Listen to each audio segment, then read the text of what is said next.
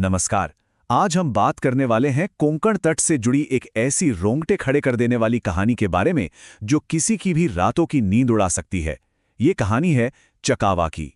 जरा सोचिए, रात का घना अंधेरा है, एक ट्रक ड्राइवर अपनी लंबी यात्रा पर अकेला निकला है और सड़क मीलों तक एकदम सुनसान है।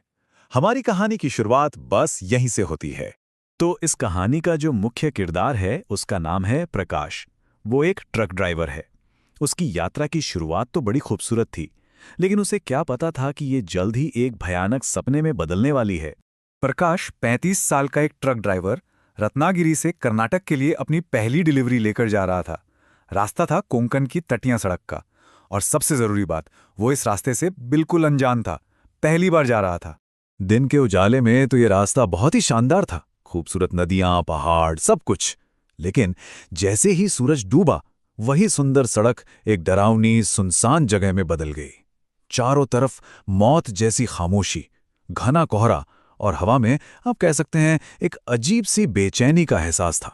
और बस यहीं से प्रकाश की वो सामान्य सी यात्रा एक अलौकिक अनुभव में बदल जाती है। उसका सामना किसी ऐसी चीज से होता है जिसकी उसने कभी कल्पना भी नहीं की थी। घने कोहरे के बीच अचानक प्रकाश को सड़क के किनारे एक छोटा सा लड़का खड़ा दिखाई देता है। उसने स्कूल की यूनिफॉर्म पहनी हुई थी, जो पूरी तरह से मिट्टी में सनी थी।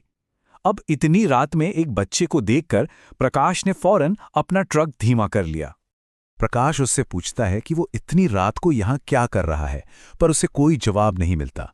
लड़का बस धीरे से अपना सिर उठाता है और उसके चेहरे पर एक ऐसी अजीब गैर इंसानी मुस्कान थी जिसे देखकर प्रकाश की रूह कांप गई। और इससे पहले कि वो कुछ समझ पाता, वो लड़का घने कोहे में जैसे गायब हो गया। इस भयानक घटना के बाद प्रकाश बस जल्द से जल्द वहां से निकलना चाहता था, पर उसे जरा भी अंदाजा नहीं था कि वो अब एक ऐसी भूल भुलैया में फंस चुका है जिसका कोई अंत नहीं है। कुछ देर गाड़ी चलाने के बाद प्रकाश खुद को एक ऐसे मोड़ पर पाता है जो उसे एकदम जाना पहचाना सा लगता है।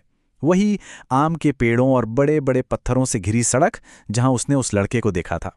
घबराकर प्रकाश मदद के लिए टेक्नोलॉजी का सहारा लेता है, पर सब बेकार। उसका जीपीएस दिखाता है कि वो 1 इंच भी आगे नहीं बढ़ा है। वो किसी को फोन करने की कोशिश करता है, पर कॉल लगती नहीं। और फिर अचानक फोन बंद हो जाता है और चार्ज भी नहीं होता। वो अब पूरी तरह से अकेला और बेबस था। अपनी पूरी कोशिश के बावजूद घंटों तक गाड़ी चलाने के बाद भी प्रकाश बार बार उसी एक जगह पर वापस पहुंच रहा था। वो उस भयानक चक्र में पूरी तरह फंस चुका था। इस बार जब वो उस मोड़ पर पहुंचा तो उस लड़के के साथ एक और साया खड़ा था, एक बहुत ही दुबला पतला बूढ़ा आदमी जिसकी आंखों की जगह सिर्फ 2 काले गहरे गड्ढे थे और उसके चेहरे पर, हाँ, वही खौफनाक मुस्कान थी। बार बार एक ही जगह पर लौटकर प्रकाश की हिम्मत अब पूरी तरह जवाब दे रही थी। उसकी निराशा और डर अब चरम पर था, और तभी उसका सामना होता है अपने सबसे बड़े डर से। सड़क पर एक और आदमी खड़ा था और उसने हूबहू प्रकाश जैसे ही कपड़े पहने थे। जैसे जैसे ट्रक नजदीक आया, प्रकाश का तो जैसे खून ही जम गया। वो आदमी, वो खुद प्रकाश था, लेकिन उसकी आंखें वो खाली थीं, काले गड्ढे, और चेहरे पर वही भयानक जानी पहचानी मुस्कान। ये मंजर देखकर प्रकाश का दिमाग बिल्कुल सुन्न हो गया। दहशत में उसने अपना कंट्रोल खो दिया और ट्रक को सीधा अपने उस भयानक हमशक्ल में घुसा दिया।